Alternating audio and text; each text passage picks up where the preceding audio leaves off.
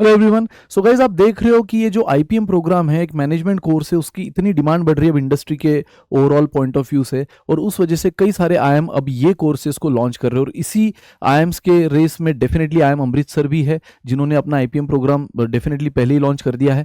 तो अब इस आईपीएम प्रोग्राम में अगर आप अपना करियर करना चाहते हो तो क्या है हर चीज़, ये सब मैं आपको बताऊंगा। ऑफकोर्स उनकी ऑफिशियल वेबसाइट के थ्रू ही बताऊंगा, लेकिन उनकी जो ऑफिशियल वेबसाइट है अभी भी वहाँ पे 2025 के हिसाब से सारी एडमिशन पॉलिसी उन्होंने अपलोड करी है। तो उसमें अभी जो भी चेंजेस आएंगे वो तो आने वाले दिनों में मैं बताऊंगा, लेकिन एक दो साल में इतना मेजर चेंज तो आएगा नहीं। तो मोटा मोटी जो एडमिशन पॉलिसी उनकी इस साल के लिए थी, आप में से जो स्टूडेंट नेक्स्ट ईयर टारगेट कर रहे हो 2026 में आईपी मैट देकर आप अपना एडमिशन कराना चाहते हो अगर इस इंस्टीट्यूट में, तो डेफिनेटली मोटा मोटी पॉलिसी सेम ही रहेगी।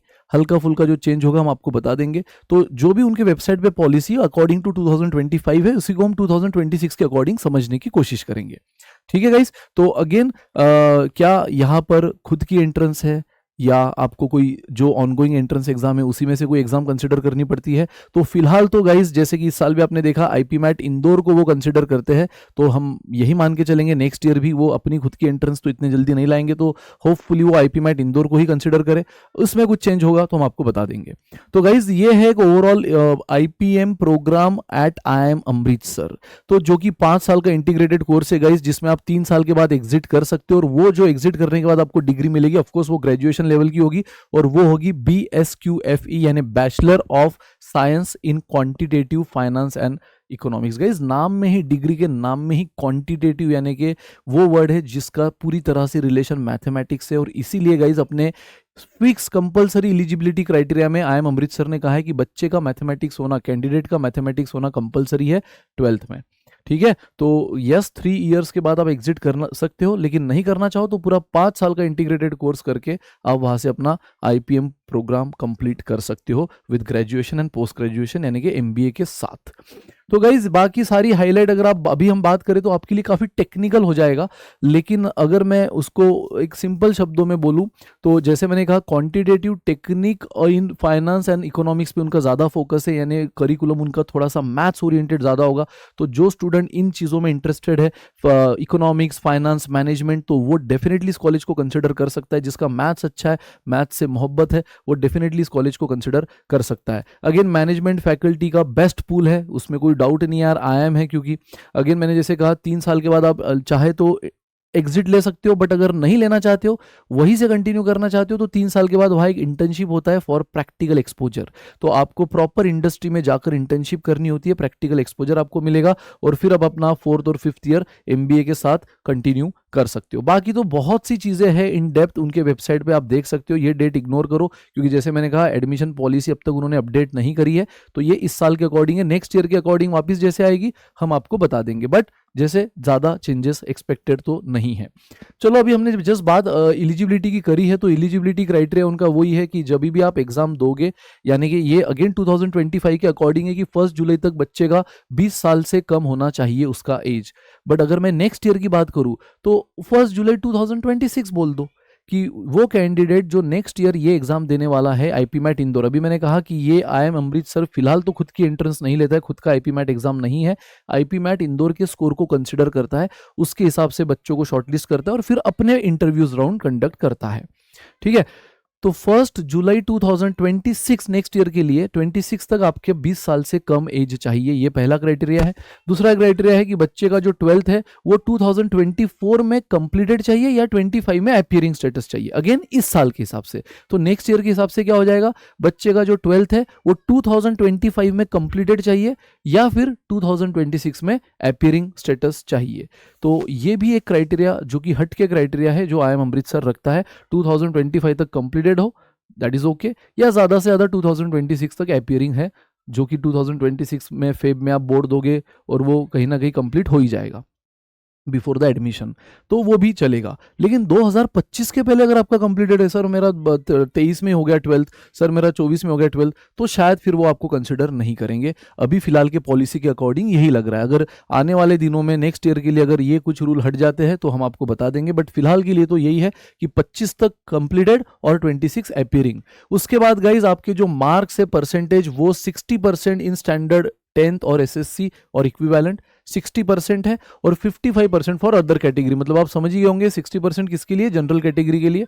फिर उनके अलावा जो एससी एसटी पीडब्ल्यूडी है उनके लिए 55% आपका परसेंटेज होना जरूरी है। और साथ में guys mathematics as a compulsory subject, जिसकी बात मैंने करी भी थी, और उनके करिकुलम में भी वो दिख रहा है कि बिना मैथ्स के जाओगे तो फंस जाओगे यार। तो मैथ्स में अच्छा होल्ड होना जरूरी है, और इसीलिए उन्होंने कहा है कि भाई वो बच्चा जो मैथ्स पढ़ते आया है 12th तक, वो बच्चा इस कोर्स को कर पाएगा बहुत शिद्दत से, सही ढंग से। इसलिए मैथ्स कंपलसरी होना कैंडिडेट का जरूरी है।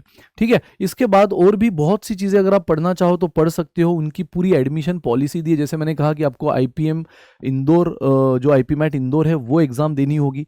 एप्लीकेशन फॉर्म आपको डेफिनेटली अमृतसर का सेपरेट तो फिल करना ही पड़ेगा, लेकिन जो एग्जाम, जो स्कोर को वो कंसिडर करेंगे for the first round of short listing, वो होगा आईपीमैट इंदौर का।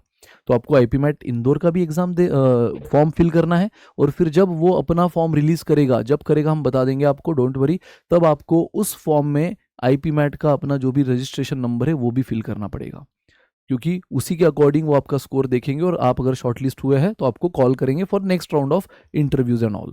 ठीक है, अगेन गाइज सिलेक्शन प्रोसेस में भी यही सारी चीज़ें हैं कि पहले तो भाई बच्चे के सारे एलिजिबिलिटी क्राइटेरिया कंप्लीटेड हो, जो भी आपने ऊपर एलिजिबिलिटी क्राइटेरिया देखे, मैथमेटिक्स कंपलसरी, एज वाला, then pass out status, then percentage वाला, है ना, कितना 10th में होना चाहिए, अगर ये सारे फुलफिल हो रहे हैं तो डेफिनेटली फिर आप आगे के लिए एलिजिबल हो।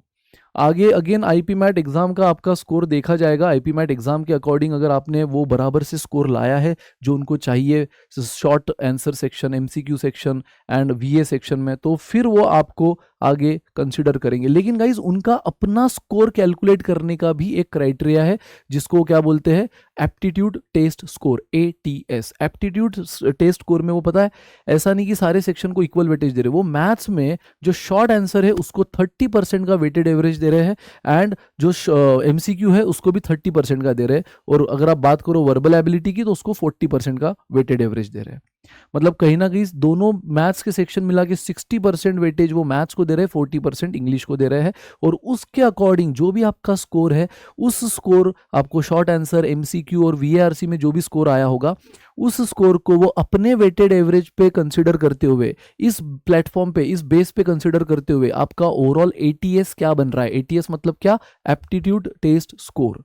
जो भी आपका स्कोर आया होगा शॉर्ट आंसर में, एक्चुअल आईपीमैट इंदौर के एग्जाम में, एमसीक्यू में, वीआरसी में, फिर वो उसको अपने हिसाब से रिकैलकुलेट करेंगे as per there weighted average pattern, 30%, 30%, 40%, और फिर आपका एप्टीट्यूड टेस्ट स्कोर क्या आया है। अगर वो उनके रेंज में है जिस पे वो आपको आगे कंसिडर कर सकते हैं, तो आपको कॉल करेंगे फॉर, यानी मेल आएगा आपको for next round of selection process, जो कि ऑफकोर्स क्या होगा गाइज, इंटरव्यूज होगा, पर्सनल इंटरव्यू। अब पर्सनल इंटरव्यू पे भी उनका मेजर फोकस किस चीज पर है वो आपको बोल दिया गया है।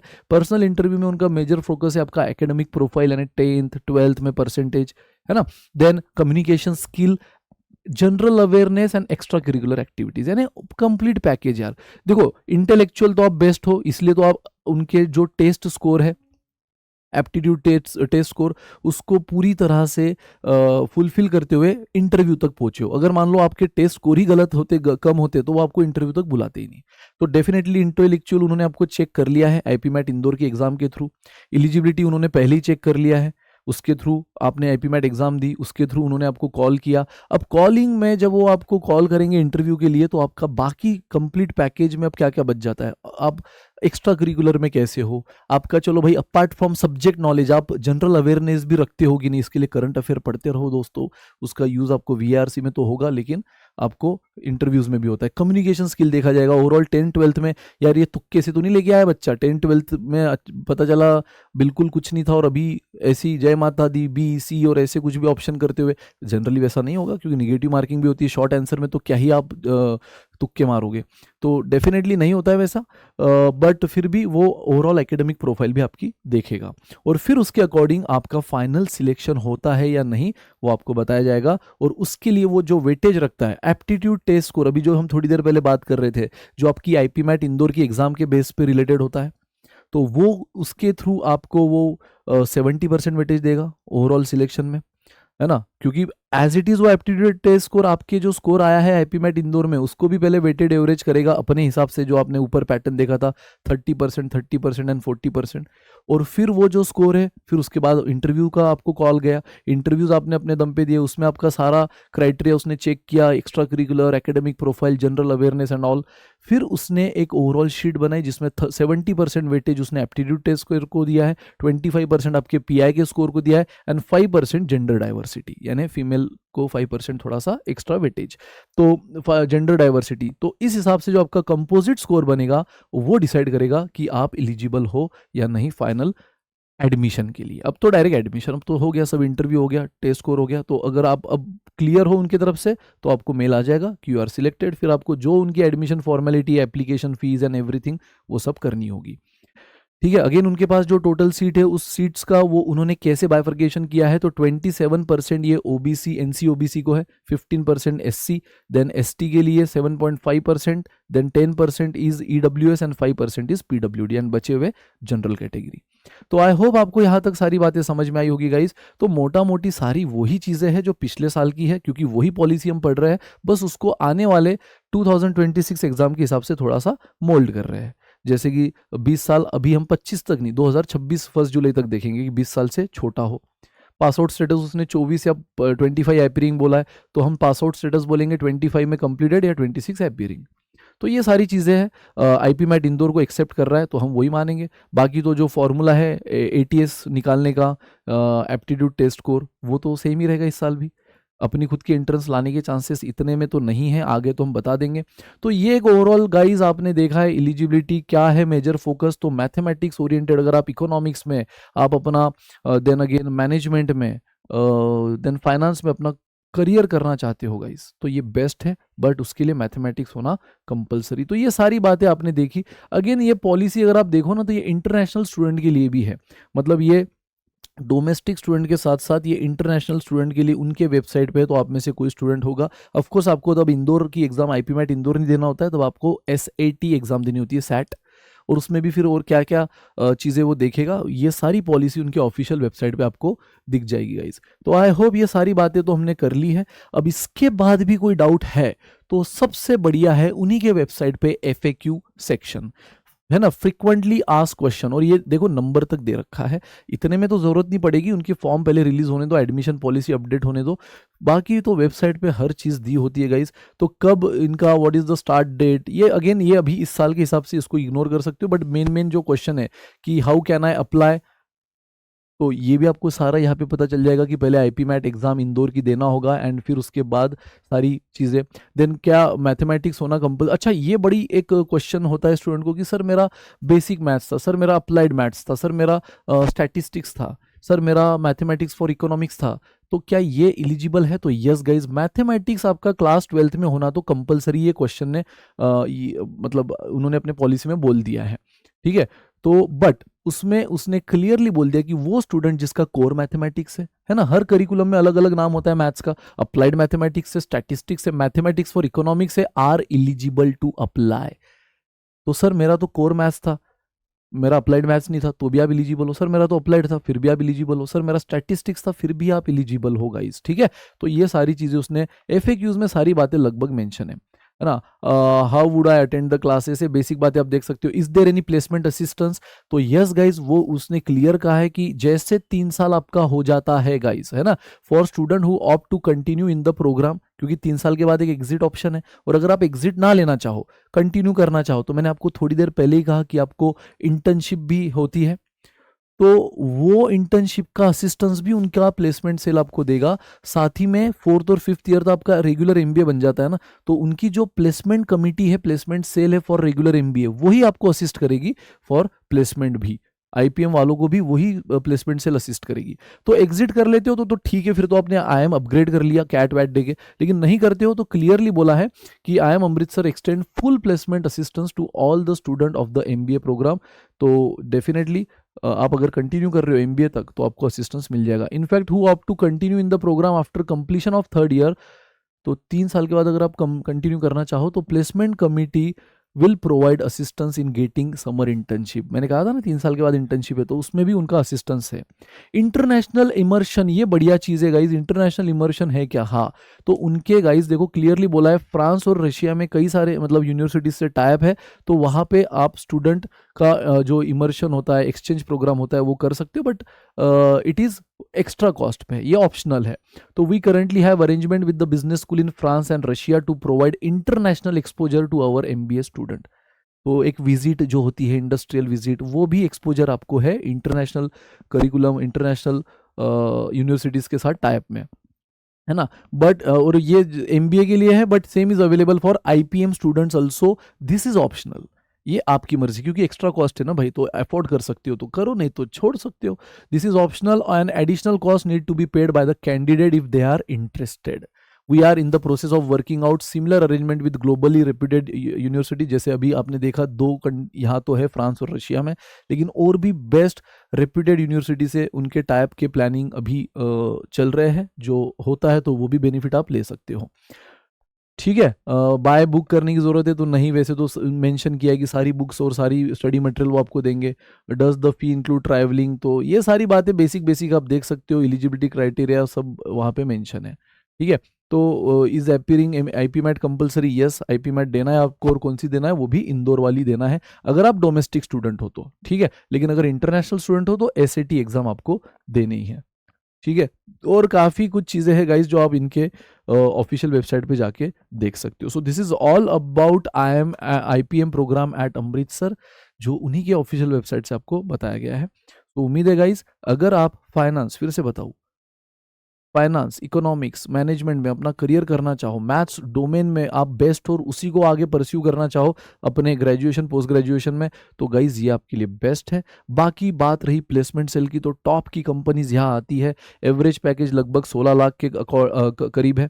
तो यस, ये भी चीज़ें आप कंसिडर कर सकते हो। तो this is all about IPM, है ना। वही जो प्लेसमेंट MBA की है, वो उसके अकॉर्डिंग मैंने आपको IPM का बताया, क्योंकि प्लेसमेंट सेल उसने बातों बातों में तो बोला है सेम है, तो लगभग वही प्लेसमेंट सेल आपके लिए काम करेगी। तो कंपनीज तो टॉप नॉच कंपनीज हैं उनके पास, तो प्लेसमेंट भी, और इनका अगर आप प्लेसमेंट का एक ओवरऑल स्टैटिस्टिक्स भी देखो ना, तो डे बाय डे ग्राफ बढ़ रहा है, हाईएस्ट पैकेज का, एवरेज पैकेज का, मीडियम पैकेज का। तो आप 5 साल के बाद मीडियन पैकेज भी उनका बढ़ रहा है गाइस, मतलब एवरेज को छोड़कर आप मीडियन भी कंसिडर करो, तो भी अगर इनका हर साल ये सारी चीज़ें बढ़ रही है। नहीं तो कई बार ऐसा लगता है सर एक आध बार हाईएस्ट पैकेज ज़्यादा हो गया होगा इसलिए एवरेज बढ़ गया, लेकिन मीडियन भी बढ़ रहा है, so this is good sign. और 5 साल के बाद आपका प्लेसमेंट होगा, तो तब तक तो ये पैकेज, अभी ये 16 लाख को कंसिडर करना वैसे सही बात है भी नहीं, 5 साल तक तो चीज़ें और बदल जाएगी। अगर आप करिकुलम में इंटरेस्टेड हो, आप टैग में इंटरेस्टेड हो, आप उस ब्रांड में इंटरेस्टेड हो, अच्छे नॉलेज लेने में इंटरेस्टेड हो जहाँ टॉप नॉच फैकल्टीज है ना, तो फिर आप बिल्कुल, बाकी प्लेसमेंट तो है ही, वो तो ऑफकोर्स IIM का टैग है तो मिल ही जाएगा बेस्ट। और अगर ये ट्रेंडिंग जो है, ये ट्रेंड बढ़ने का है, इंक्रीजिंग का है, तो फिर तो 5 साल के बाद ये और कहीं पे होगा। तो बस अपनी मेहनत करते रहो यार, आप क्यों एवरेज और मीडियन, आप तो हमेशा बेस्ट पैकेज के लिए फोकस करो, बेस्ट पैकेज के लिए अपने आप को मोल्ड करो, है ना, इतना अपने आप को ग्रो करो। Thank you so much. और इसमें कोई चेंज होता है, कोई अपडेट होता है तो हम आपको बताएंगे। Till then bye, enjoy, good day, take